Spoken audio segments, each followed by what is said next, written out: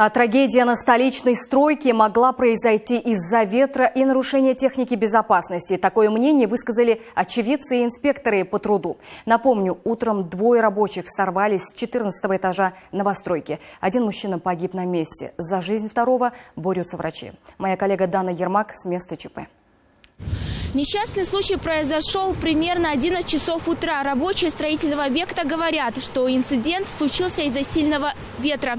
На месте сотрудники полиции проводят экспертизу. По предварительной версии, когда двое строителей выполняли фасадные работы, на уровне 14-го этажа новостройки оборвался трос. Один мужчина скончался на месте, второго с тяжелыми травмами доставили в больницу. Сейчас он на операционном столе. 11 ноября текущего года в полицию поступило сообщение о том, что рабочие упали с верхнего этажа. По данному факту начато досудебное расследование. Назначены необходимые экспертизы. Ведется следствие.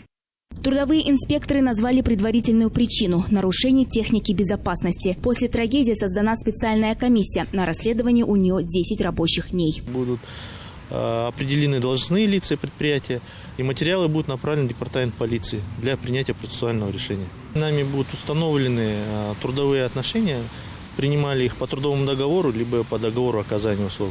С начала года на стройплощадках столицы травмировались 44 работника, 11 из них скончались. Инспекторы отмечают, как правило, причиной становится то, что работодатели не обеспечивают сотрудников средствами защиты и пренебрегают улавливающими сетками. Дана Ермак, Баглан Жангозин, Самат Урымбаев, Астана Таймс.